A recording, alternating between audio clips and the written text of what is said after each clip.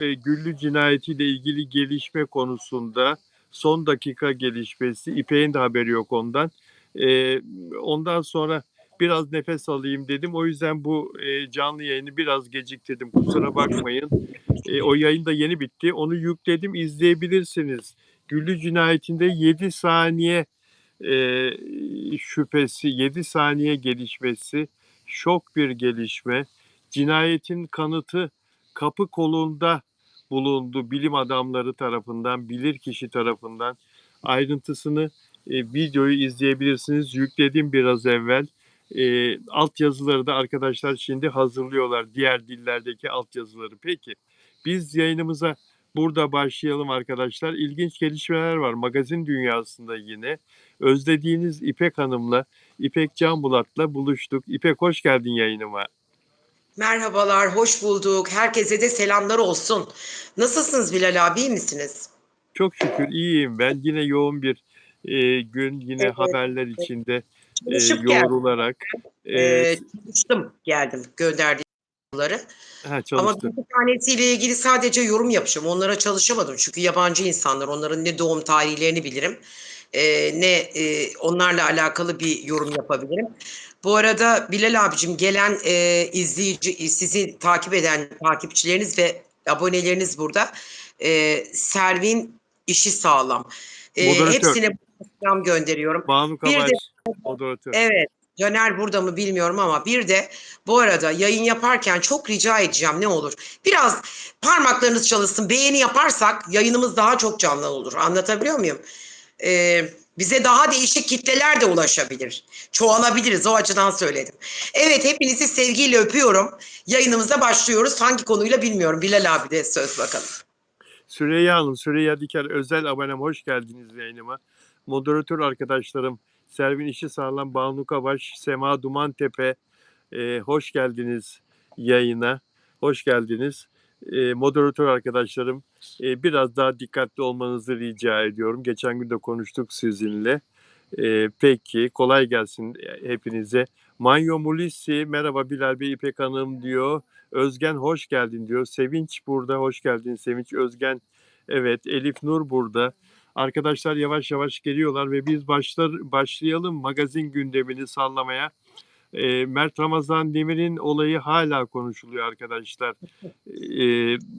Tenis turnuvasındaki etkisi, medyadaki yansımaları ve hayranlarının onunla ilgili paylaşımları bütün dünyaya yayılmış durumda. Birazdan o konuyu konuşacağız. Kim Kardashian'ın malikanesi soyuldu. Los Angeles'ta, Amerika'da, Kaliforniya'da 60 milyon dolarlık malikanesine hırsız girdi arkadaşlar.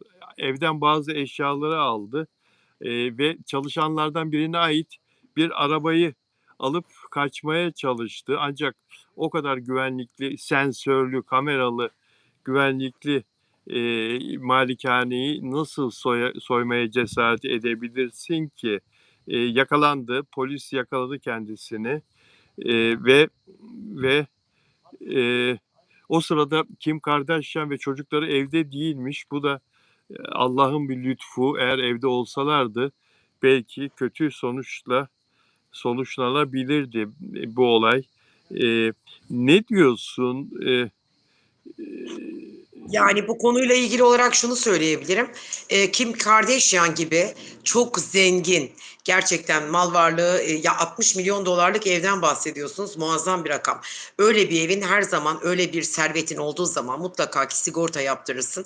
Ben onun için hiç üzülecek halim yok. Sonuç itibariyle sigortalıdır evi. Zaten herhangi bir kaybında sigortaya, bunlar sigorta yaptırırken ekspertizler geliyor. Eksperler bakıyorlar, liste çıkarıyorlar. Onlar, bunlar, şunlar var diye kayıp olan ya da çalınan şeyleri zaten sigortası size ödüyor. Onun için burada üzülecek bir şey yok ama hırsızlığın enerjisi kötüdür. Anlatabiliyor muyum? Mesela korku verir insana. Korku da kötü bir enerjidir. Dolayısıyla hani ben hep öyle söylerim. Evinize hırsız girdi, bir şeylerinizi çaldı, mal kaybı çok önemli değil. Benim için en önemli şey can kaybı. İkincisi de evinize giren hırsızın hep girecekmiş gibi aynı korkusuyla yaşamak en kötü enerjidir. Selam Ay Yıldız, merhaba, hoş geldin. Durum bundan ibaret. Bu konuyla ilgili böyle yorum yapabiliyorum. Hani çok fazla üzülemeyeceğim. Sadece enerjisine, korkusuna üzülürüm. Hırsız dendiği zaman akla bin bir türlü şey geliyor. Sadece hırsızlar mala zarar vermiyor Bilal abicim. Türkiye'de de ben. Hele ki kalkıp yakalarsan hırsızı evinde bir de canına da kasti olabiliyor. Canına da zarar verebiliyor. O yüzden dolayı aman diyorum, cana gelmesin mala gelsin, sigortadan alır zaten kendisi. Evet, çaldığı bazı eşyaları o şeye üzerinde anahtar bulunan arabaya yüklemiş. Çalışanlardan birinin ait araba. Evin arazisinin içinde üzerinde anahtar olur tabii yani. Dışarıda, sokakta, caddede bıraksa, otoparkta bıraksa anahtarı üzerine bırakmaz da malikanenin içindeymiş araba. Yani o arazinin içindeymiş ve o arabaya yüklemiş, arabaya da binmiş. O arabayla çıkmış dışarıya. Ve tur atarken polis yakalıyor. Kamera görüntülerinden alarm gidiyor. Hani bizde de var ya öyle alarm şirketleri evlere bağlıyorsun da. Proneti diyorsunuz. Pronet gibi bir şeyler. Balkonlara takıyorlar. Onun gibi. Evet, hırsız girdiği zaman direkt karakoldan anında eve KADES gibi polis geliyor. Evet, Onlar evet. polise bağlı çalışıyorlar zaten. Evet. Karakola bağlı çalışıyorlar. Evet, onun gibi. Ee, Şimdi Ben bir bu tanesini örnek verdim. Aslında öyle bir sürü örnekler var da. Dediğim gibi Bilal abicim, bırak Kim Kardashian'a mı üzüleceğiz? Yani milyon dolarlık bir servet içerisinde yaşayan kadının neyi çalınabilir ki? ama Pırlantaları, şimdi bir dakika. elmasları varsa kasadadır zaten. Ama bir dakika. Şimdi bir dakika. Kim Kardashian'a mı üzüleceğiz diyorsun ama yani şimdi bu çok varlıklı ve çok ünlü olduğu için göz önünde. Bizim ünlülerden de örnekler var. Çok varlıklı ve çok zengin olduğu için göz önünde ve böyle bir eylem yapmak isteyen insanlar öncelikle gidiyor kuyumcuyu soyuyor. Niye? Çok varlıklı, çok zengin kuyumcu vitrinleri. İşte bankayı soymaya çalışıyor. Şimdi insan soymak isterse de bunları soymak isterler. Yani yüzükler, pırlanta, kolyeler boynunda filan. Kim Kardashian da öyle değil mi? O yüzden hedefte. Ve bak bundan birkaç sene evvel Kim Kardashian 10 sene evvel Paris'te kaldığı daireyi bir soyguncu gelip Kardashian'ı silahla tehdit ediyor. Giriyor daireye ve üzerindeki 10 milyon dolar değerindeki mücevherleri çalmıştı. Yine Kim Kardashian'a 10 yıl önce. Kadın bir de böyle bir travma yaşamıştı. Aynen Devamlı öyle. hedefte. Bilmiyorum. Soyguncuların hedefinde. Şimdi bunu böyle söylerken bizimkilere de mesaj gitsin. Üzerlerine gerçek pırlantılar falan takmasınlar. Gerçek mücevherlerle fotoğraf çektirmesinler. Dikkat çekmesinler. Allah korusun. Tabii. Dünyanın bin bir Tabii. türlü hali var. Bin bir türlü hali var. Evet. Geçmiş olsun diyelim ama çok haklısın. Sigorta her şeyini karşılıyor tabii. Yani bir kaybı Ama olduğu zaman. Bilal abi, yani olayın maddi yönünden ziyade olayın aslında hırsız kötü bir enerji. Dolayısıyla enerji Bravo. olarak algıladığım zaman o hırsızın Bravo. korkusunu hep yaşarsın. Sen evde olmadan giren hırsız da evinden soğursun. Acaba ben bu evde kaldığım zaman yine biri girer mi? Yine hırsız gelir mi? Yine kapıyı birisi soyar mı? Eve girer mi? Açar mı? Hep bu korkuyla mı yaşayacaksın? O yüzden dolayı tedbir almak lazım. Zaten 60 milyon dolarlık bir evde de açık konuşmak gerekirse her yerde profesyonel kameralar vardır. Ay yine aklıma geliyor. Acaba reklam mı diyorum? Benim artık Yok aklıma yok hep ya. bunlar geliyor. Yok Ha? canım, kadın hırsızla reklam yapacak hali yok ya. Yani zannetmiyorum reklam olsun. Ama Evet. Bilal abi, yani öyle bir evde kamera sistemi olmaz olur mu karakola bağlı? Var. Var, zaten öyle gelmiş polis. Peki Deniz Seki'ye geçmiş olsun diyelim mi? Diyelim Deniz tabii, Seki çok geçmiş olsun. evde köpeklerine mama vermek için akşam saat 10.30'da balkona çıkıyor. Balkonda klimanın suyu balkona akar ya. Bende de eskiden öyleydi. Balkonun giderinden borudan dışarıya gider. O klimanın suyu balkonda açığa akıyor ve balkonu ıslatıyor. Deniz Seki de balkona yalnayak çıkınca köpeklerinin maması oradaymış. Kayıyor, bacaklarım ikiye ayrıldı diyor. Popo, Aa, üst- Popo üstü düşüyor. Leğen kemiği kırılıyor. Düşünebiliyor musun? Kadının başına geleni. Kırılabilir Yani çünkü tenisteki son zamanlarda çok aşırı kilo verdi Bilal abi. Yani biraz daha kilolu olsaydı bence bu kadar kırık olmazdı. Dengesini tutabilirdi. Kuş gibi kaldı. O kadar zayıflık iyi bir şey değil. Ne oldu? sana da sana inanamıyorum ya. İnsan zayıflayınca kabahatli, şişman olunca kabahatli. Bunun bir ayarı olması lazım diyorsun Ama herhalde. ayarsız Arada bir şey mi zayıflayanlar olsun? bunlar bak. Işın Karaca da öyle, Deniz Seki de öyle. Ayarsız. Deniz Seki çok zayıfladı. Deniz Seki'yi ben bundan 25 sene önce Yeditepe Üniversitesi'nin konserine gidip izlediğimde kalem gibi, sütun gibi bacakları vardı. İnan nazara değmiştir, nazara gelmiştir Deniz Seki o bacaklarıyla. Ondaki bacak mankenlerde yoktu. Bak Deniz Seki'yi çok eski anlatıyorum sana. 25 sene önce Yeditepe Üniversitesi'nin konserine gittim. Hatta bu yaz mevsimi özür dilerim. Ne deniyor ona? Törenler yapılıyor ya, mezuniyet törenleri. O Mezuniyet. dönemde gittiğimde en önlerden izledim. Dedim ki Allah'ım bu nasıl bir bacak? Bu kadın niye şarkıcı olmuş, manken olmamış? Çok, son derece düzgün fiziği olan Deniz'teki çok güzel bir kadın. Güzel Bacakları kadındı. kalem gibidir. Bence Deniz'teki nazara gelmiş. Açık konuşayım. Açık Deniz konuşayım. Seki ile evet, hastane açıklama yaptı. Dün gece e, hastamız saat 17'de ameliyata alınmıştır. Kırık bölge sabitlenmiş ve kalçanın hareket etmesini sağlayan kaslardan birinde oluşan yırtık onarılmıştır. E, ve hastanede yatıyor. Bugün ayağa kaldırıldı. Destekle yürümesi sağlandı. Serviste takip ve tedavisi devam edecek.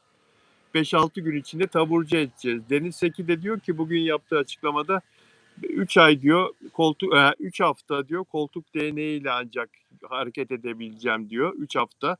Sonra konserlerime kaldığım yerden devam edeceğim diyor. Ancak yani ev kazalarının ne zaman nasıl başımıza geleceğini öngörmek mümkün değil ya. Kim tahmin edebilir ki klimanın suyu balkona akıyor ve sen ona basıyorsun, köpek için çıkıyorsun balkona. Ayağın kayıyor ve bacakların ikiye ayrılıyor, kalçan kırılıyor. Aman Allah ya. Bir de artı östropoz yaşları. Bunlar yani aslında Deniz Seki ile ben aynı jenerasyondanım. Sevda Demirel de biliyorsun ayaklarını, bacağını kırmıştı. O da aynı şekilde aynı şeyleri yaşadı ama Deniz Seki için gerçekten bak Sevda da öyle zayıf, o da öyle zayıf. Böyle ince uzun bacakların başına geliyor bu. Çok dikkat ettim ben. Evet suya basıp kayması da kötü bir şey. Kötü bir talih olmuş. İnşallah tez vakitte Allah'tan şifa gelir. Bir an önce hiçbir şey olmamış gibi tekrar ayağa kalkar ve iyileşir diye düşünüyorum. Şimdi bu ev kazaları arkadaşlar en yaygın ölüm sebeplerinden biri.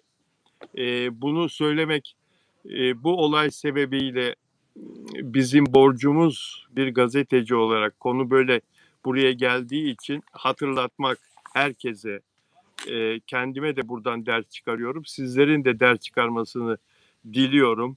Hem Türkiye'de hem dünya genelinde çok yaygın. Dünya genelinde ev kazası verileri diye çıkarttığım Dünya Sağlık Örgütü e, her yıl dünya genelinde 12 milyon yaklaşık çocuk ev kazaları nedeniyle yaralanıyor. 1,5 milyondan fazla çocuk hayatını kaybediyor ev kazalarında. Ee, Dünya çapında her gün yaklaşık 2500 çocuk kasıtsız ev içi yaralanmalar ve kazalar nedeniyle hayatını kaybediyor. Dünya genelinde her gün 2500. Çocuklar için özellikle ve 65 yaş üstü insanlar için e, ev kazalarının olma riski daha fazla. Acil servis başvurularının yaklaşık %70'i 70 civarı Türkiye'de ev kazalarından kaynaklanmaktadır. Acil servis başvuruları hastanelerde %70 çok büyük bir rakam arkadaşlar. Ee, onun için e, onun için herkesin çok dikkatli olması gerekiyor. En çok ev kazaları düşme, çarpma, yanık, haşlanma ve gaz zehirlenmesi şeklinde ev kazaları en çok yaşanan Allah kimseye göstermesin. Teşekkür ederim Gülay Hanım. Bu arada Sema ablacığım hoş geldin. Leyla ablacığım hoş geldin. Hepiniz hoş geldiniz. Evet, Kıbrıs'tan Şebnem de geldi. Hoş geldin Şebnemciğim. Merhabalar. Kusura bakma bugün DM'den mesaj attım. Yanıtlayamadım seni. Çünkü çok yoğundum. E, Böyle Mert işte tenis yani. kort Mert Ramazan Demir tenis kortunda Afra Saraçoğlu'nu gördü ve gülümsedi. Konuşacağız arkadaşlar. Konuşacağız. Bir şey diyordun. Pardon, bir şey söylüyordun. Yani şöyle söyleyeyim ben. Mert Ramazan Demir'i yayın sonunda zaten konuşuyoruz. Anlatabiliyor muyum? Yayın sonunda. Ama açık konuşmak gerekirse e, şimdi en son konuyla ilgili olarak bu içimde kaldı da Deniz Seki ile ilgili kaldı. Aklıma geldi. Deniz Seki bir kere daha böyle bir kaza geçirmişti biliyor musun? Yine eğer aynı Tabii. yerlerde olduysa gerçekten çok sıkıntı olur. Ben gerçekten ona en büyük şifaları diliyorum. Ama kedilerin köve onu söyleyecektim. Bak kafamı toparlamaya çalıştım. Kedilerin, köpeklerin inanılmaz duaları vardır. Onlara mama vermek için çıktıysa mutlaka ki Rabbim Yaradan o hayvanların lütfuna ona o şifayı verecektir emin olun. Köpeklerin duaları da bedduaları da tutar. Kedilerin de öyle. Evet. Allah şifa versin Deniz Seki'ye. Deniz Seki bununla kalsın sıkıntısı. Allah korusun, bir daha böyle bir şey yaşanmasın. Peki tek başına Japonya'da tek başına 238 tane hesap açmış.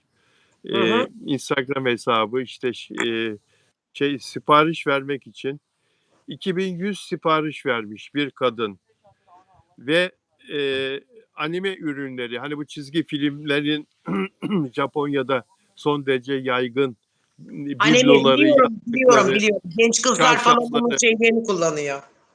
evet, her şeyleri üretiliyor, anahtarlıkları. Anime ürünleri satan bir çevrim içi mağazaya 238 farklı hesaptan binlerce sipariş vermiş kadın. 32 yaşında. Polis gözaltına almış. Teslim almadığı veya ödemediği siparişlerin toplam bedeni 4,3 milyar yene ulaşmış. Ve soruşturma açılmış kadınla ilgili olarak, niye bunu yapıyorsun diye. Kapıda ödeme yöntemini tercih ettiği siparişlerde ise gelen paketleri teslim almıyormuş, kapıyı açmıyormuş. Zaman zaman da başka Levent'ciğim bir gerçek saniye şu olmayan, köpekler avlıyor bir dakika. evet, zaman zaman da gerçek olmayan başka, bak Tarçın da duydu köpekleri, Tarçın da havlıyor. Zaman zaman da başka adresler veriyormuş kadın siparişlerde. Esnafı batıracak bu kadın. Evet. Oo. Japonya'da günün konusu buymuş. Bu kadının yaptıkları ve suçlamaları. Yoshida isimli bu kadın suçlamaları kabul etmiş. Günlük hayatında çok stres yaşıyorum demiş. Ve ürünler tükenmeden sipariş verdiğimde kendimi rahatlamış hissediyorum demiş. Ben demiş herhangi bir düşmanlık falan beslemiyorum bu sipariş verdiğim şirkete. Kendimi rahatlatmak için bunu yapıyorum. Benim böyle bir çare buldum kendime demiş. Sipariş veriyorum, rahatlıyorum. Kafadan kontak herhalde, değil mi? Ay. Bizde de ayrıldığı sevgilisinin evine yemekçileri gönderen birisi vardı. İşte o yemek sepeti falan var ya, getir götür Biliyorum, biliyorum. yemek. Ha, ha. Bir sürü 100 tane sipariş vermiş sevgilisinin adresine. Bir sürü kapıda ödemeli. Motorcular evin kapısında, motorlar hepsi, zavallı çocuklar, paket taşıyanlar perişan. Kadın polise başvurdu. Eski ayrıldığı sevgilisi intikam için yapmış bunu. Bizde de var böyle değişik insan. Bak Japonya'da da varmış. Ya Gülşah teşekkür ederim.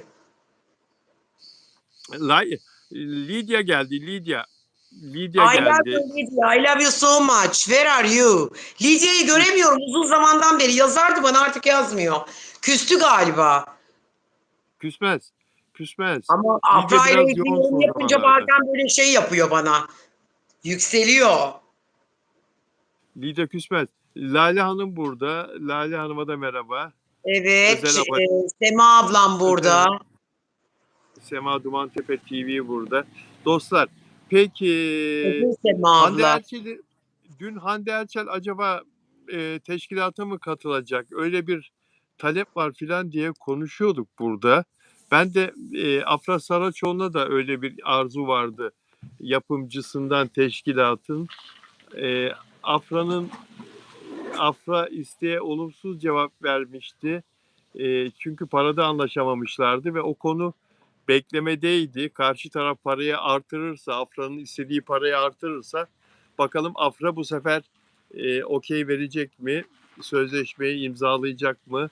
Teşkilat dizisine oyuncu olarak girmeyi kabul edecek mi? İstediği parayı alabilirse. O konu kenarda dururken Hande Erçel'e de teklif gitmiş. Dün konuştuk zaten, Hande'ye de teklif gidebilir diye, Hande Erçel'e de.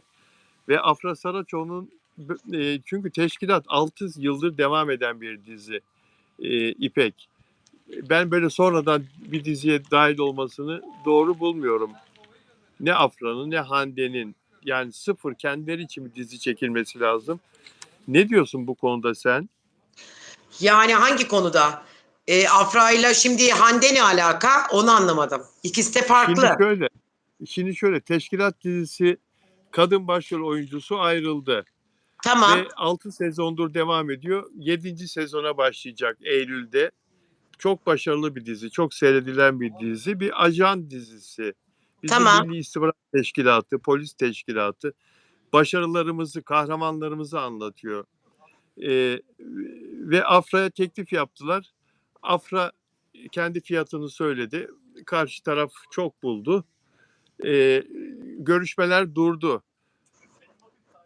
Benzer teklifi Hande Erçel için de yaptıkları, dün biz böyle olabilir diye öngörmüştük.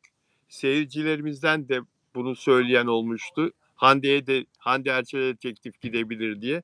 Nitekim gitmiş. Hande Erçel'le de görüşülmüş. Yani Afra olmasa Hande Erçel olsun istiyorlar.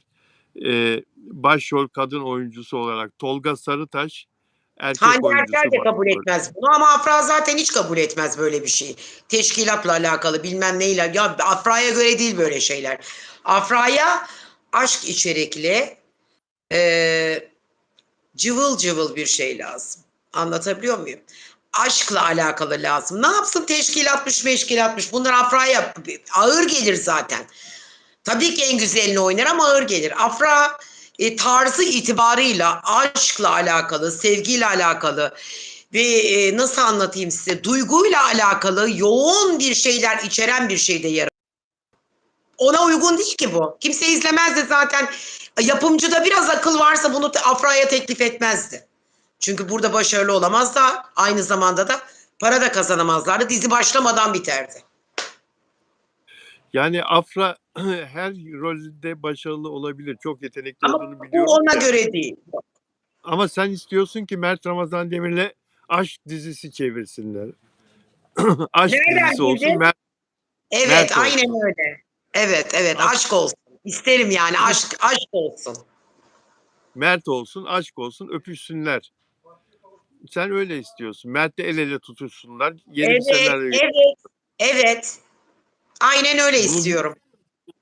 bunu Lidya'yla mı, Fransa'dan Lidya'yla mı planladınız bu fikri?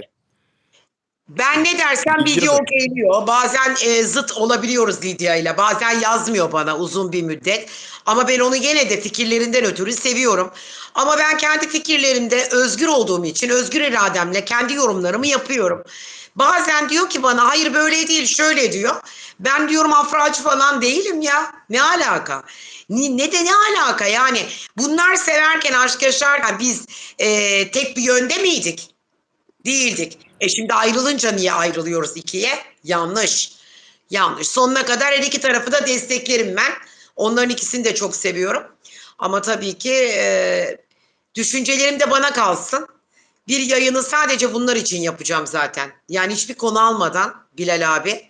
Lütfen rica ediyorum, sizden istirham ediyorum. Bir gün bunlarla alakalı aç yayını, 45 dakika, bir saat, baştan da sabahtan da post at lütfen. Bugünkü konumuz bu. Bir saat yayın yapacağız diye. De Afracılar, Mertçiler gelsin, orada tartışalım, oldu mu? Caner'cim, Evet, Caner hoş geldin. Bir gün öyle özel yayın yapalım. Arada yapıyoruz bazen zaten. yapalım ama yani. Özel Ama yayın. hiçbir konu yok. Konumun başından alacağız. Yalı çapkınıyla ta ki sonuna kadar. Her şeyi tartışacağız. Afra'nın yaptıklarını da, Mert'in yaptıklarını da. Bu arada öz eleştiriye de açık insanlar onlar. Yani zannetmeyin ki bu insanlar böyle. Hayır, hayır, hayır. Kesinlikle öz eleştiriye açıklar. Tartışacağız. Mert ne, bu ilişkide ne gibi bir hatada bulundu? Afra neler yaptı? Bunları da tartışacağız. Şimdi sırası değil. Biraz çalışmam lazım bu konuyla ilgili. O yüzden dolayı. Gülay Yıldız. Evet, Peki, Şahin dedikodu var diyorsun. Anlat Şahin dedikoduları. Hoş geldin yayına. Tamer merhaba, hoş geldin sen de. Caner, moderatörüm Caner de hoş geldin. Peki arkadaşlar, peki dostlar, peki dostlar. Kızılcık Şerbeti'nde neler oluyor ya? Kızılcık Şerbeti'nde arkadaşlar ekipten çıkarılmayan oyuncu kalmadı. Dizi resmen dağıldı. Ana kadrosundan bir ayrılık daha yaşandı Kızılcık Şerbeti'nde. Biliyorsunuz Nilay gitmişti. Feyza Civelek geçtiğimiz günlerde diziden ayrılmıştı. 3 oyuncu kaldı dizide. O 3 oyuncudan Nursema karakterine dizinin başından beri dizide önemli bir rol üstlenen Ceren Karakoç diziden ayrıldı. Ve şimdi kala kala 2 tane ilk baştan beri dizide devam eden 2 tane oyuncu kaldı arkadaşlar. Biri Barış Kılıç, diğeri de şimdi söyleyeceğim. Evrim, değil mi? Evrim kaldı. Kızılcık Şerbeti'nde peki bu yeni sezona girerken nasıl bir senaryo yazılacak ki yine eski izlenme Evrim Alasya, evet, izlenme reytinglere ulaşsınlar. O çok yüksek reytinglere ulaşsınlar. Elbette yeni oyuncular dahil ediliyor diziye ama çok böyle dikkat çeken yeni oyuncular olduğu söylenemez katılanların. Beşinci kimse sezona izlemiyor girerken Bilal abi. Kimse izlemiyor Kızılcık Şerbeti'ni.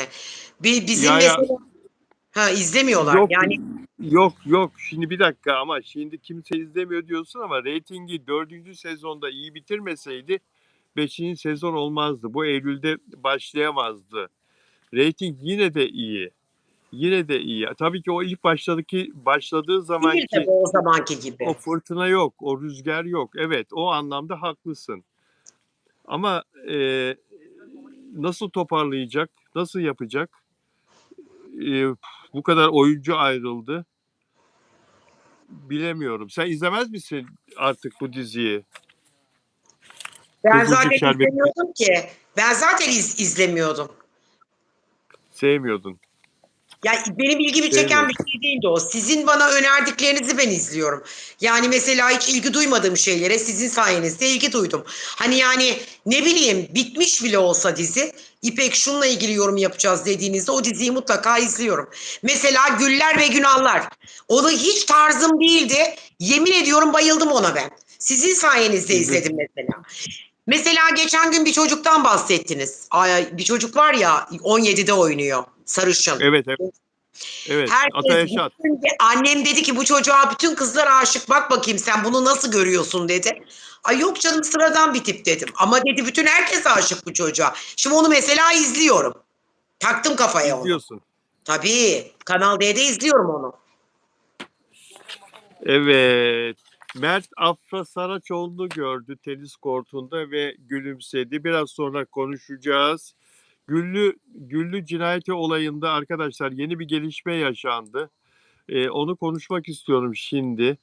Güllü Geçen sene Eylül ayında, 2025 Eylül ayında düşmüştü 6. kattan evinden ve intihar mı cinayet mi uzun süre tartışıldı. Sonunda kızının öldürdüğü e, yönünde pek çok delil bulundu ve iddianamede 11 ay sonra geçtiğimiz gün e, hazırlandı, çıktı. İddianame mahkemeye gönderildi. Mahkeme kabul etti ve yargılama başlayacak. Şimdi bu iddianamede ilginç bir detay var. Bugün öğleden sonra bütün medyada yer alan ilginç bir detay var arkadaşlar. E, Bu şeyde Güllü vefat etmeden kısa bir süre önce güvenlik önlemi olarak evine şifreli kapı taktırmıştı. Hatırlarsınız arkadaşlar. Şifreli kapı monte ettirmişti. Cinayetin çözümünde bu şifreli kapının çok büyük bir rolü olduğu iddianamede yer alıyor. Bu yeni taktırdığı kapıyı Güllü kendimi çok daha güvende hissetmek için yaptım bu işi. Herkese tavsiye ediyorum. Özellikle zor ve kötü günler geçiriyoruz diye anlatmıştı. Kanal D Haber'de bu konuda bir haber yayınlandı arkadaşlar. Emekli cinayet polisi Savaş Kurtbaba çeşitli programlara katılıyor. YouTube'da da var. Savaş Kurtbaba'nın anlattıkları karşımıza çıkıyor ara sıra. Çok bilgili cinayet konusunda. E, Diyor ki içerideki hareket kabiliyetlerini, aşağı bakmalarını, yani o odada kamera yok. Odadaki kamera off edilmiş, kapatılmış bilinçli olarak. Güllü'yü öldürecekler, aşağı atacağı odadaki kamera kapatılmış ama kamera ses alıyor, ses kaydı alıyor. Kamera yok. Görüntüler, odadaki görüntüler, odanın hemen yanındaki bu çıkış kapısı, daire çıkış kapısının üzerindeki arkadaşlar yeni taktırılan kapının üzerindeki kapı kolunun metaline yansıyor. Odadaki gölgeler, hareketler. Ne kadar ilginç değil mi İpek? Aa, ben ilk defa duyuyorum öyle bir kapı. İlk defa duyuyorum ben. Ya bildiğin kapı kolu, metal. Tamam, Sarı anladım. metal kapı kolu. Hani böyle altın gibi parlar ya. Tamam. Bir düz, ayna gibi parlıyor. Ve ilginç bir şekilde o kapı koluna odadaki kişilerin yansımaları vuruyor. Hareketleri. Odadaki kızı, ondan sonra öbür kızın arkadaşı Güllü'nün Sultan'ı hareketleri, söylüyorsunuz siz. Sultan'la gölgesi. Tuğyan'dan bahsediyorsunuz. Tamam, bu Evet, iki evet. kız var. Başka üçüncü bir şahıs daha mı var? Üçüncü şahıs Güllü. Şimdi bak Hı. haberden okuyorum. İçerideki hareketlerini, aşağı bakmalarını kapı kolundaki yansımadan gördük. Görüntüleri almış bilirkişi. İçeriği gördüğü için bunu iddianameye koymuşlar. Ama bunu işlemiş bilirkişi. Anlatacağım. Anlatacağım. Bir dakika. Evde kamera olmasına rağmen olay kör noktada yaşanmıştı. Yani kamera kapatılmıştı. Bilirkişi de o kapı kolunu fark ediyor. Yüksekten evet, metal kapı kolu var. Işığı yansıtabilen açık renkli bir yüzey olduğu için görüntüler görülebiliyor. Bilirkişi raporunda ve iddianamede ve bilirkişi raporunda kapı kolu metalindeki gölge farklılaşmalarından yapılan tespitlere yer veriliyor. Kapı kolu sayesinde farklı detaylara ulaşılıyor. Ee, Savaş şimdi burada bak 7 saniye faktörünü kapı kolundan yakalıyorlar. 7 saniye ne biliyor musun? Cinayeti çözen 7 saniye. Cinayet olduğunun kanıtlarından al bir de bu var bak. Al bir de bu 7 saniye var diye. Yani kızının sağa sola arkadaşlarına mesajlar atması, annemi öldüreceğim falan diye defalarca. Ondan sonra kiralık katil araması. Bunlar hep kanıt olarak bir kenara konuyor ya. Çok Evet. önemli bir kanıtta, çok önemli bir kanıtta bu kapı kolu sayesinde ortaya çıkarılan 7 saniye. Okuyacağım. E, Düştükten sonra Güllü'yü aşağı şeyle o şarkıyla neydi o? Malkata Malkata, şarkısı Malkata, Malkata. annesinin çok sevdiği Malkata şarkısını açıyorlar ki Güllü'yü odaya çekiyorlar. Odaya gelsin şarkıyı duyunca. Lavabodan çıkınca ne olan kız ne oluyor lan orada diye Malkata'yı duyunca odaya giriyor. Odaya girdikten sonra da annesini işte bir süre annesiyle öyle diyalog. Ondan sonra kalçasından tutup hızla aşağı doğru 18 metre yüksekten aşağı doğru itiyor annesini. Hadi görüşürüz diyerek. Ve 7 saniye ve düştükten sonra pat sesi geliyor. Düştükten sonra pat sesi geliyor. 7 saniye içeride bekliyorlar. Güllü'nün kızı ve arkadaşı odada pat sesi geldikten sonra evet pat sesi geldikten sonra 7 saniye bekliyorlar. Ondan sonra kapıya koşuyorlar çığlık çığlığa. Şimdi bilirkişi de diyor ki senin annen aşağı düşerse zaten düştüğünü görür görmez. Gördüysen görür görmez koşarsın kapıya. Neden İsyan 7 saniye edersin. bekledin? İsyan edersin. Ya da pat sesini duyarsan, görmezsen, pat sesini duyarsan hemen aşağı doğru bakarsın ve hareket edersin, koşarsın. Ama bunlar 7 saniye hiç kıpırdamıyorlar. Anladın mı? 7 saniye çok uzun bir süre diyor bilirkişi. Burada diyor tasarlamışlar, atmışlar kadını. Ondan sonra da hareketsiz birbirlerine bakmışlar. Aşağı düştü filan. Hadi fırla kapıya aşağı koşalım diye senaryoyu oynamaya devam etmişler. Ve müebbet, ağırlaştırılmış müebbetle yargılanıyor kızı. Öbür arkadaşı da yalancı şahitlikten 4 yıl hapiste yargılanıyor. Enteresan değil Zaten ev mi? hapsindeydi o, ev hapsindeydi. Fakat şimdi Ev şöyle bir durum hapsinde. var. Bilal abi, şimdi son zamanlarda ben sosyal medyada, başka bir sosyal medyada, TikTok'ta yayınlar görüyorum sürekli. Yayın yapıyorlar ve o yayın sırasında diyorlar ki işte daha hüküm işte giymedi. Bunun istimlal mahkemesi varmış. Yüksekten işte şeyler vereceklermiş. İtiraz dilekçesi filan. Sonra oradan insanlar diyor ki hayır diyor işte başka birileri yaptırmış bu olayı kızına. Kesinlikle kızı öyle bir şey yapmamış. Sultan'ın yalan beyanat vermelerinden dolayı bu olay onun üzerine öyle kalmış. Sultan çünkü iftira atmış güya Tuyan'a. Denilen bu. Ben de hatta yayına katıldım. Dedim ki ya nasıl olur böyle bir şey? Devletimiz, savcımız böyle bir şey de yanlış yapmaz. Mümkün değil. Yani böyle bir şey var ki oldu dedim. Ama hala tartışıyorlar bu konuyu. Gündemde hala da. Her akşam TikTok'ta belirli 2-3 tane yayıncı var. Onların yayınında bu durum, bu olay hala daha konuşuluyor. O Evet. sultanın yanlış beyanatları konuşuluyor. Yalan. Ne kötü bir şey. Yani onların iddiası, onları yargı takip eder. Eğer bir suç işliyorlarsa o yayınlarda yargı takip eder. Onları gerekli Bilal abicim soruşturmayı şurayı açar. anlayamadım ben. Kapı kolu Onların dediniz. iddiası. Kapı kolundan bir şeyi anlayamadım. Nedir bu Bak kapı kolu şimdi, olan? bak bir dakika. Bir dakika. Kendini bana verirsen anlarsın. Anlıyorum. 7 Ha. saniye kapı kolunda 7 saniye hiçbir hareketleri yok. Düştükte aşağı attıktan sonra. Aşağı atmadan evvel ayna gibi kapı kolu odadaki hareketleri, insanların hareketlerini, Sultan'ın, Tuğya'nın ve anneleri Güllü'nün hareketlerini kapı kolunda yansıyor gölgeler. Vücudunun, insan vücudunun Aa, gölgeleri. Cama anladım. doğru yürüyor. Cama doğru yürüyor Güllü mesela o tarafa doğru. Kızı da arkasından yürüyor. Kalçalarına doğru el hareketi yapıyor. Tutuyor, atıyor filan. Gölgeler böyle hareket halinde anladın mı? Sonra aşağı attıktan sonra da kapı kolunda 7 saniye hiçbir gölge kıpırdamıyor. Ne Tuğyan kıpırdıyor ne Sultan kıpırdıyor 7 saniye boyunca. Ya aşağı ananız düştü, kadın düştü, Güllü düştü. 7 saniye duruyorlar. Anladın mı? Yani Şimdi anladım. Yani 7 saniye neden durdular? Neyi düşündüler? Tasarlandıktan sonra ne yapacağız mı dediler? Ya da ansızın evet, mı oldu? herhalde yani insanın Bilemiyorum doğasına, ya. hayatın akışına ters. Hayatın akışına ters. İnsanın doğasına ters. Yani Bir insan o annesini anda öldürür mü Bilal abi? Bu nasıl aklım, hafızam alamıyor bu olayı benim. Gerçekten aklım hafızam alamıyor. Bir insan bu kadar annesine düşman olabilir mi? Ben Tuğyan'ı bak ne yapıyor? affetmiyorum. Bak bilim insanları ne yapıyor laboratuvarda? Bu kapı kolundaki yansımaları ters açıyla alıyorlar. Aydınlatıyorlar. Bunun içindeki görüntüyü ortaya çıkarıyorlar.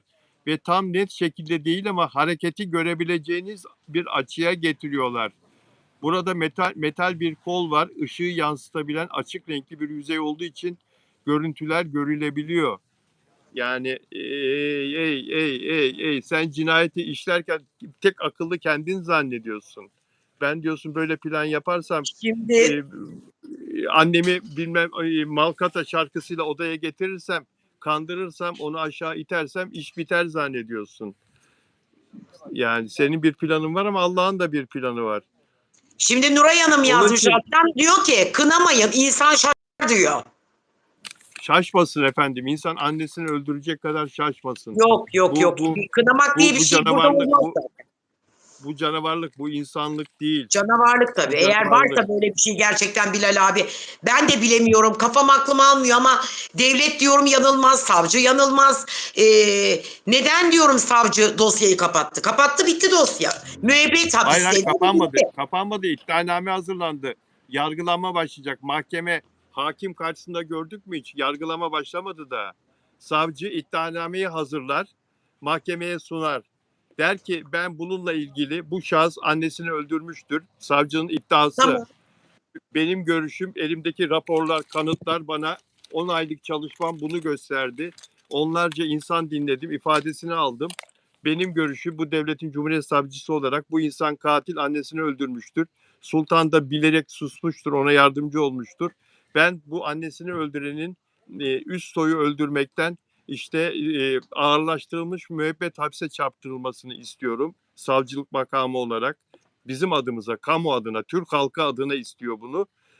Onun suç ortağı Sultan'ın da 4 yıl hapis cezasına çarptırılmasını istiyorum diye mahkemeye iddianameyi yollar. Hakim de inceler, kabul ya da ret eder. Anladın mı? Hakim de inceler Anladım. Şimdi anladım. ve şimdi de kabul edildi. Mahkeme yargı süreci başlayacak diye biliyorum. Yani bitmiş bir şey yok. Daha yeni başlayacak. Şimdi anlatacak kendisini. Şimdi savunacak kendisini. Katil olduğu iddia edilen kişi. Evet, şu anda sonuçlanmadı. Şu anda %100 o cinayeti o işledi diye hüküm tabii ki Onu suçu söylüyorum işte. Hüküm ispatlanana kadar, giymedi daha. suçu mahkeme tarafından sabit görülene kadar masumdur diyorlar ama yani burada göz göre göre bir cinayet işlendiğini artık hepimiz biliyoruz yani. Baksana Tarçın da evet diyor. Evet diyor. Tarçın da evet diyor. Peki dostlar.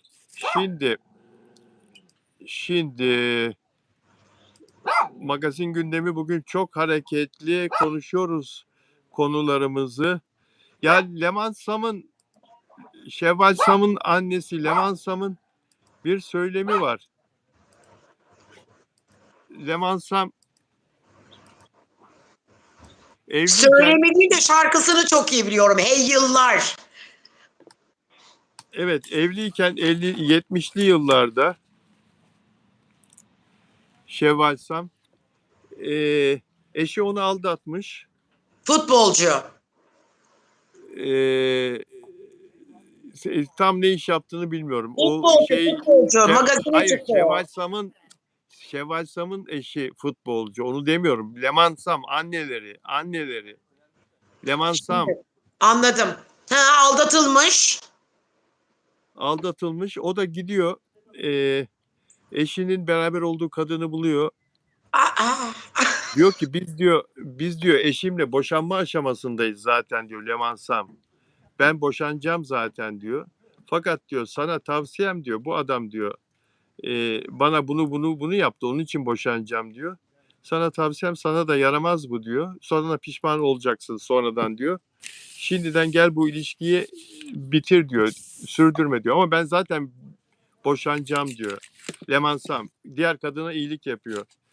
Ve diğer kadın da bir süre sonra Leman Sam'a geliyor. Sen haklıymışsın diyor. Ben senin kocandan benim kocam değil diyor. Ben ondan boşanmak üzereyim diyor. Ayrıldım ben diyor. Tamam ben de terk ettim diyor. O öbür kadın da. Sonra Leman Sam'la bu kadın arkadaş oluyorlar. Aynı evde yaşamaya başlıyorlar. Adam zaten çekmiş gitmiş. Evet. Ve adamın üçüncü bir kadınla beraber olduğunu, yeni bir kadınla beraber olduğunu duyuyorlar. Genç bir Evet. kadın. Genç Evet. bir kadınla.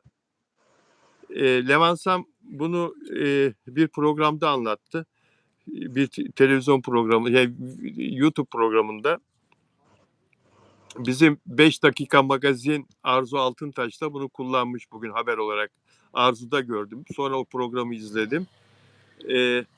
O kadını Levansam çağırıyor. Genç bir kadın. Diyor ki bak anacığım diyor. Ben bu adamın eşiyim. Boşandım. Bu hanım da diyor. Sevgilisiydi. O da ondan ayrıldı. Sonra geldi seni buldu. Yol yakınken dön bu sevdadan vazgeç diyor. Bu adam sana da yar olmaz. Bize de olmadı diyor. Ne kadar enteresan. Ondan sonra o kadın diyor ki size olmamış diyor. Bana olur diyor. Beni çok seviyor diyor. Ben de onu seviyorum. Biz mutluyuz diyor. Bu genç kadın. Fakat bir süre sonra bu genç kadın Levansam'a ulaşıyor tekrar. Aradan 3-5 ay geçiyor. Sen haklıymışsın diyor. Sen haklıymışsın diyor. Ben pişman oldum. O zaman sen uyardığın zaman ayrılmadığım için diyor. Terk ettim ayrıldım diyor. Ne kadar enteresan değil mi? Neden enteresan olan ne var bunda? Hiçbir enteresanlık yok. Lemansam doğruyu söylemiş ona. Aslında kötülük yapan karşıdaki kadın ama Lemansam ona bir ders veriyor. Diyor ki bak bana yanlış yaptı yarın öbür gün sana da yapar. Çünkü ihanet bulaşıcı bir hastalık gibidir. Bununla ilgili biliyorsun kitap yazıyorum ben. Dolayısıyla ihanetin genelde narsist insanlar tarafından yapıldığı tespit edilmiş. Çünkü o böyle onay alsın karşıdan. Bunu yapsın. Anlatabiliyor muyum? Ve bunu yaptı. Lemansam aslında burada dostluk yaptı karşı tarafa.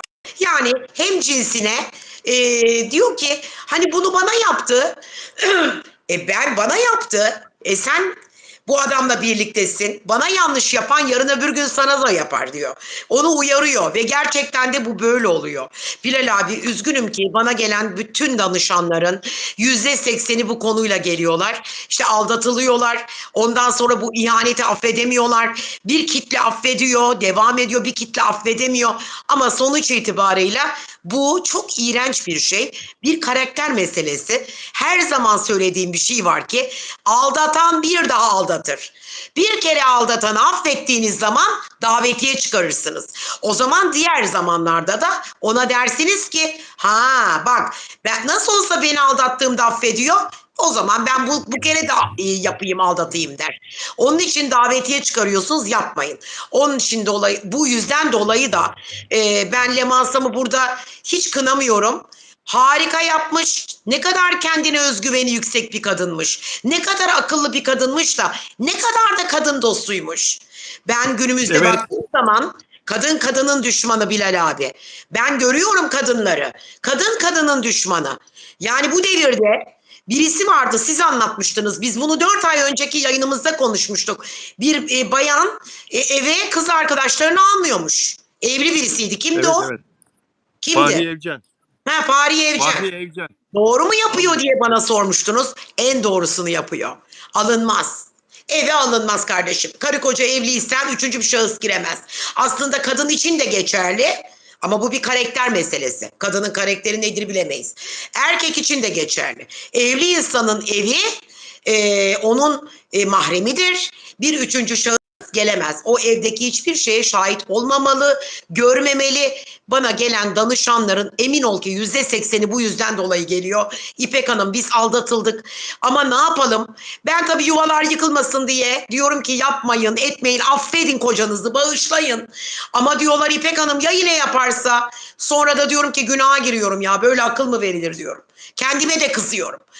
Çünkü bir yapan bunu bir daha yapabilir. Çok aşırı pişman olması lazım.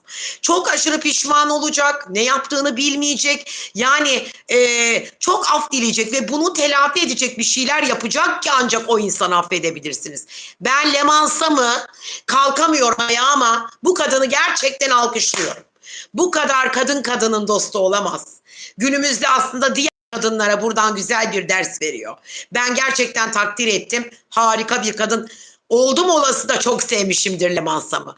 Şarkılarını, kimliğini, kişiliğini, duruşunu. Kızıyla biraz karakter farklılıkları var. Birisi böyle çok böyle çizgili. Şevval biraz daha farklı bir karakterde. Ama dediğim gibi çok güzel yapmış. En azından karşısındaki insanı uyarmış. Burada hiç tenkit edilecek yahut eleştirilecek bir şey göremiyorum ben Bilal abi. Samimiyeti çok güzel. Yani Helal olsun. kadınları uyarması, kadınlara uyarıda bulunması, iki tane çocuğunun babası adamı kötülemesi gerçeği söyleyerek, ya bu adamdan ben bir hayır göremedim. İki çocuğumun babası, iki kızımın babası ama Kendine yazık kızlar etme kendinizi demiş. koruyun. Evet, kendinizi koruyun, kendinize Kendine yazık yazık etme etmeyin diye. demiş yani. Evet, ikisine de uyarmış. Çok hanımefendi bir insan. Yani Leman Sam. Ee, biraz da şey güçsüz bir insan. Yani bir kötülük gördüğü zaman kendisini korumak için geri çekilen, üzerine gitmeyen, mücadele etmeyen, onu anladım ben. Yıllardır çünkü biliyorum ünlüler dünyasında çok büyük bir yetenek, çok büyük bir ses, yorum, müzik bilgisi olmasına rağmen ve çok güzel şarkı söylemesine rağmen değişik bir teknik, ses tekniği e, yol yürümedi sektörde, müzik sektöründe hakkı olan yere çıkmadı, gelmedi, istemedi. Çünkü haksızlıklara uğradığı zaman geri adım attı. Çünkü güvendiği dağlara kar Dağlara yağdığı kar zaman yağdı. Kar yağdı. çekildi, geri geldi. Ummadığım insanlar demişti bir röportajında. Ummadığım kadınlardan kötülük gördüm, şaşırdım. Önümü kesmeye kalktılar gizlice. Şaşırdım, şok oldum demişti. Ben bunlarla mücadele edemem demişti. Yani aklınıza kim gelirse star olarak düşünün. Onlardan biri mesela, anlatabiliyor muyum? Var öyle kadınlar, ünlüler diyor. Sizin çok bayıldığınız, Öyle mi? vay be, ne ses be, ne besteci be dediğiniz bazı insanlar aslında içlerinde kötülük barındırıyorlar ve başkalarına kötülük yapıyorlar. Erkeklerde de var bu. Çok böyle top isimler. Kadınlardan da var. Çok beğendiğiniz, Bakın mesela yapmaz dediğiniz. alttan da hemcinslerimiz yorum yapıyor. Sitokak. Sitoak. İpek Hanım, Evet, bence araba insan kullanıyor. yolunu şaşırabiliyor. Affetmek erdemliktir ama iki kez olmamalı. Bence psikologlar ona öyle demiyor. Tek bir kalemde atacaksın, göndereceksin diyorlar. Çünkü bakın, bir defa yapan bir daha yapar ama ben yaralandım zaten, en büyük yarayı aldım dersin. İkinciye de çok fazla takmazsın, belki bir şans verirsin. Hani bundan sonra daha nasıl beni yaralayacak ki, zaten bir kere beni yaralamış dersin. İkinciye bir şans vermeyebilirsin. Veriyor gibi de yapabilirsin. Ama bunlar, dediğim gibi, bu iki insanın birbiriyle olan olayları. Leman Sam ağzı yandığı için arkadaşını, aslında o arkadaşı değil, aslında bir numaralı düşmanı o kadın. Çünkü kocası o kadınla aldatıyor zaten. Düşünebiliyor musunuz? Kadındaki mütevaziliği, kadındaki kaliteye bakar mısınız? Ne yapıyor? Gidiyor kadını buluyor diyor. Böyle böyle bana yaptı, sana da yapar. Ben dersimi aldım. Oysa zaten o kadın vesilesiyle aldatılıyor. Asıl ihanetin en büyüğü kadın tarafından yapılıyor burada. Vallahi çok güzel bir örnek. Ay, inanılmaz büyük bir örnek. Ben bunu, ah Bilal abi, bana göndermiştiniz siz bunu ama çok fazla böyle hani irdeleyip inceleyip sık dokumadım bu haberi. Gerçekten harika bir şey. Bence bu haftanın en Evet. güzel konusu bu. Ya canım benim, bizde güzel konu bitmez. Bizde sürprizler Yine bitmez. güzel konu. Bizim güzel konumuz Afra ile Mert, biliyorsun. Güzel konularımız Evet. bunlar. Şimdi diyorlar ki ya diyorlar, Bilal Özcan, bıkmadın mı Afra Mert konuşmaktan? Yıllardır konuşuyorsun. Afra Mert, başka şey bilmiyor musun filan. Bak, Evet. 55 dakika oldu. 55 dakika oldu. 55 dakikadır Türkiye'nin magazin gündemini konuştuk. Hep böyle, her gün böyle ama.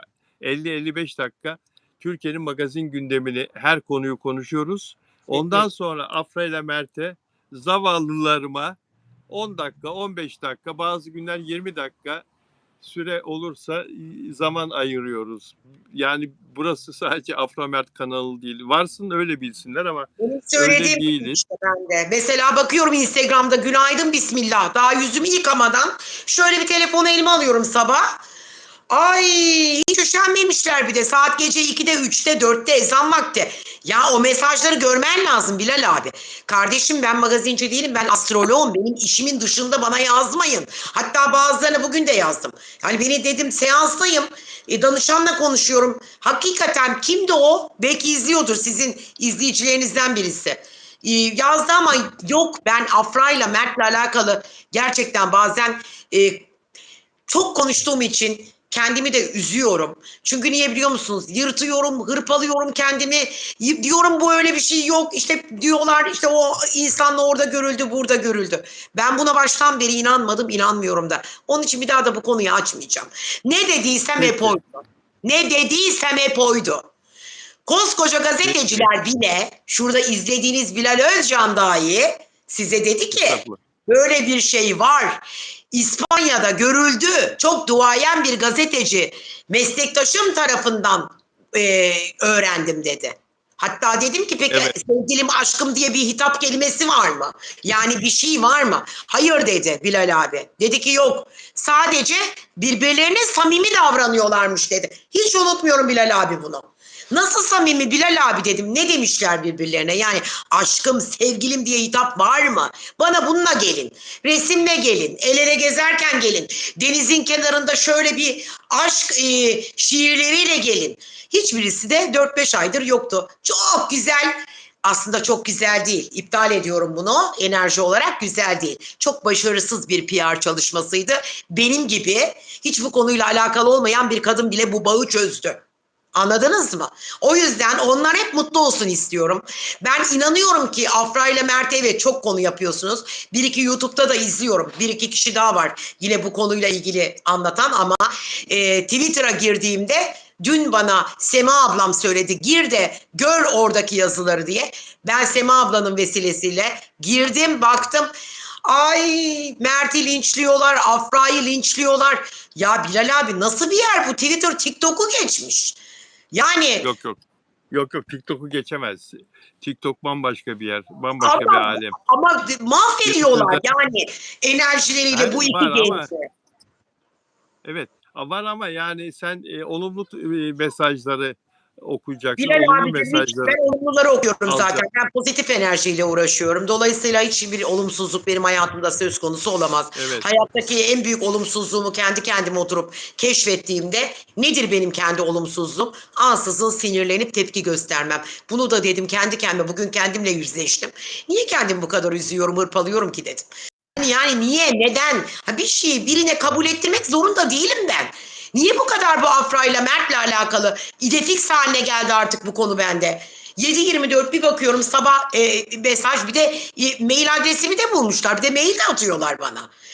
Destanlar yazıyorlar üşenmeden Bilal abi. Dedim ki bu kadar boş değilim. Hakikaten değilim. Bu hafta çok yoğun bir hafta geçirdim. İnanılmaz yoğundum. Dolayısıyla diyorum ki bana yazmayın. Benlik bir durum değil. Magazinci Bilal Bey. Hemen Bilal Bey'in istiyorsanız bundan sonra öyle diyeceğim. Telefon numarasını vereyim. WhatsApp'tan yazın, ona gönderin diyeceğim. Bana çok yazıyorlar. Çok yazıyorlar. Size de Çok yazıyorlar geliyor mı bana. Çok Bilal geliyor. abi? Her yerden geliyor. Çok geliyor. Şimdi şunu söyleyeceğim. İzleyebildin mi sen tenis karşılaşmasını? Mert'in o videoları falan görebildin mi? Evet. Mert Ramazan Demir'e nazar değmemesi için ne yapması lazım? O kadar yoğun bir şekilde paylaşılıyor. O kadar güzel fotoğraflar, o kadar güzel videolar. Çok güzel bir insan. Herkes neler yazıyor altına. Hep övgüler, hep övgüler. Yani bu kadar çok övgü, bu kadar çok alkış, beğeni, bu kadar çok takdir. Ya nazar değerse, ne diyorsun bir enerji uzmanı olarak bu konuda? Zaten onlarda nazar vardı. Yani ikisinde de nazar vardı. Çünkü bir dönem ayrılmışlardı. Nazardan olur bu. Bakın. Çok göz önündeyseniz, mutsuz insanların aradığı sevgiyi, aşkı bulamayan insanların karşısındaysanız, gerçekten bu tip insanlar böyle kötü enerjiyle birlikte yerle bir olurlar. Biz buna nazar diyoruz.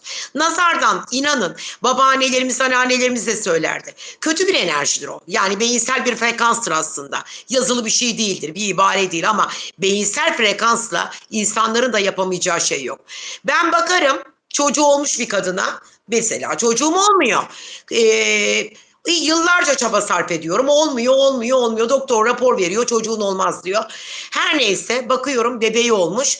Ben bakın ne kadar iyi niyetli olursanız olun karşı tarafta sizde olmayan bir şeyi bu nefismiş. Bizle alakalı değil aslında. Yani bizim kötü niyetimizle alakalı değil. Bu bir nefis. Çocuğun olmuyorsa çocuğun olanı çocuğu korumalı anneler. Ya böyle bir ilişkide Mert Ramazan Demir'e baktığım zaman ikisinin çok büyük bir aşk vardı. Ya Bilal abi son zamanlarda Türkiye'deki aşkların bence en yücesiydi. Ben görmedim öyle bir aşk. Sen gördün mü? Dizi olarak konuşmuyorum ha. Gerçekten dizi olarak konuşmuyorum. Anladınız mı? Kesinlikle. Dizi olarak konuşmuyorum Ünlüler ama dünyasında, gerçek hayatta ünlüler dünyasında yok. Ondan daha değerli yoktu. Daha ya, öne çıkan bir ilişki nazar diye yoktu. tabii ki bir şey var ama Mert Ramazan Demir nazara gelmez. Benim de kendime göre teknik şeylerim var. Anlatabiliyor muyum? 27 yılımı verdim bunlara. Gelmez yani. Nazara gelmez. Afra da gelmez, o da gelmez. Hep mutlu olsunlar. Öyle başkalarıyla anıldığında ben zaten inanmamıştım bu olaylara. İnanmadım yani. Geçen gün de bana birisi resim atmış. Afra'nın parmağında yüzük var, İpek Hanım nişanlandım. Haydi bakalım. Bir de bununla ilgilendim günlerce. Yok canım dedim, nereden çıkarttınız bunu, böyle bir şey yok. Yani Mert aldı o yüzüğü. Hissediyor musunuz diyor. Evet hissediyorum, Mert aldı o yüzüğü. Pırlantalı yüzük.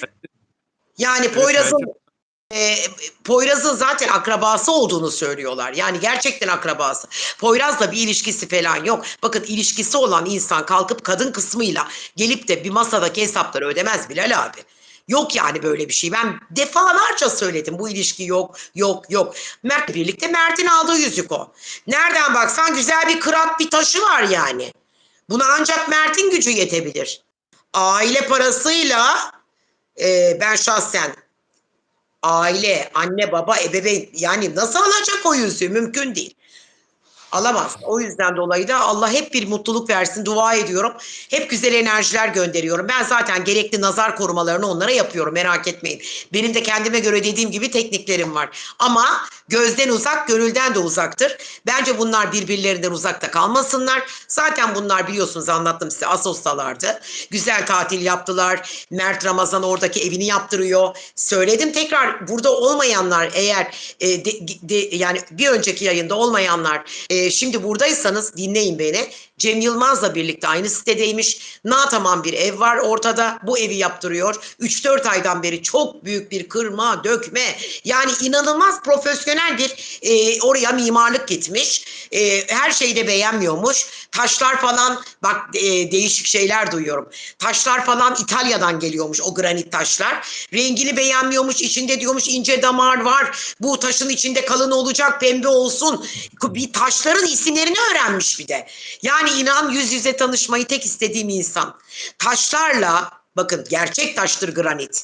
Bir kuvars yani, nasıl anlatayım size, bir çim stone gibi yapay, ne bileyim sonradan yapılmış bir takım şeylerden bir araya gelmiş taşlardan bahsetmiyoruz. Graniti beğenmiyor. Diyor ki bunun içinde pembe damar arıyorum. Enerji arıyor. Demek ki bu çocuk da ilgileniyor böyle şeylerle. Aklıma da gelmedi değil, biliyor musun Bilal abi? Mert bununla ilgileniyor. Yani bu taşla maçla ilgilenen insan kesinlikle enerjiye inanan insandır. Şu evleri de bitecekmiş zaten. Bittikten sonra belki bir proje yapabilirler. Belki evlenirler, belli mi olur? Ama ben bu yayınlardan bazı özür dilerim, kesitler alıyorum. Bu kesitleri yarın öbür gün dediklerim gerçekleşirse inan ekranlarda göreceksiniz beni. Bütün samimiyetimle söylüyorum. bir yere Çıkacağım. gidemezsin. Bir yere gidemezsin. Bir yere gidemezsin.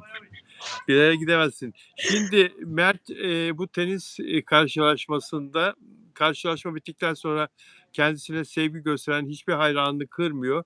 Onlarla işte selfie yapıyor. Bu selfie yapan hayranlarından birinin ekranında Afra ile Mert'in fotoğrafı var. Mert'in Afra'nın üzerinde o Brezilya, sarı Brezilya forması olduğu gün Mert'le yan yana böyle sarılıp birbirlerine fotoğraf çektirmişler. Onu ekran yüzü yapmış hayranı. Mert selfie çekmek için alıyor hayranı elinden telefona, bakıyor. Kendisini ve Afra'yı görüyor. Gülümsüyor hayranına. gülümsüyor. Ondan sonra selfiesini çekiyor. Hayranı da bunu sosyal medyada paylaştı. Afra'yı görünce Mert Ramazan Demir gülümsedi diye paylaştı. Yani Bilal Yoksa abi siz bana söyleseniz. Afra'nın bir dakika bitireyim canım benim. Afra'nın yoksa tenis karşılaşmasına gittiği gibi bir şey söz konusu değil, gitmesi gibi. Olay böyle oldu. Pardon, şimdi devam et lütfen. Bilal abi özür dilerim. Bir şey söyleyeceğim. Siz bana söyleseniz bu çocuk nerelerde geziyor? Nerede? Yani bunu herhangi bir paparazzi falan tanıdığınız yok mu? Mesela atıyorum Çeşme'de mi? Ben o hafta oraya gideyim. Yayınları Arzu'yla yapın siz. Vallahi billahi ben artık bunun karşısına bir çıkıvereyim yani. Giderim biliyorsun beni. Boğa burçuyum. Deliyim yani. Giderim. Mustafa Ağdağ'ın yanına git. Mustafa Ağdağ'ın peşine takıl. Mustafa Ağdağ ile buluşup ama şimdi Çeşme'de Mustafa gelsin İstanbul'a. Ne dedim bak ağzımdan çıktı. Çeşme'de mi dedim. İnan bilmiyordum orada olduklarını. Hayır, Yoksa Mert mi orada? Hayır, muhabir orada. Ay, orada. İnan bana Mert, ben gideceğim oraya neredeyse. Mert'i takip eden muhabir orada. Çeşme'de başka ünlüleri takip ediyor. O İstanbul'a geldiği zaman o seni Mert'in gideceği yerlere, gittiği yerlere götürür. Bu arada Mert'in bu tenis sevgisi arkadaşlar çocuk yaştan beri geliyor. Babası eve tenis masası kurmuş çocukken Mert. Ailenin en küçük erkek çocuğu. Mert abileriyle ve babasıyla masa tenisi oynuyormuş evde. Sevgisi ta o yıllara, o günlere dayanıyor. Ve işte şimdi de gördüğünüz gibi kortlarda Türkiye milli takımındaki tenisçilerle birlikte maç yapacak durumda. Teşekkür ediyorum yayınıma katıldığın için. Estağfurullah ne demek. Caner de alttan yazıyor diyor ki Çeşme'deyse diyor benim bulmam daha basit diyor Caner. Bul o zaman yardımcı ol bana. Yok, Mert'in Çeşme'de olduğunu söyleyemem çünkü nerede olduğu şu anda bilinmiyor. Peki, çok teşekkür ederim bizi izlediğiniz için. Ben de teşekkür ediyorum arkadaşlar. Hepinize çok teşekkür ediyorum. Yarın siz de kimle yanındasınız yarın? Çarşamba. Onur'la mısınız? Yarın Onur Akay'la. Evet bakın Bilal abi yarın Onur Akay'la birlikte olacak. Aman Allah'ım onda daha böyle sansasyonel haberler var. O daha böyle coşturur. Anlatabiliyor muyum? Ben de yayında olacağım. Hepinizi yarın oraya bekliyorum. Saat 6'da görüşmek üzere.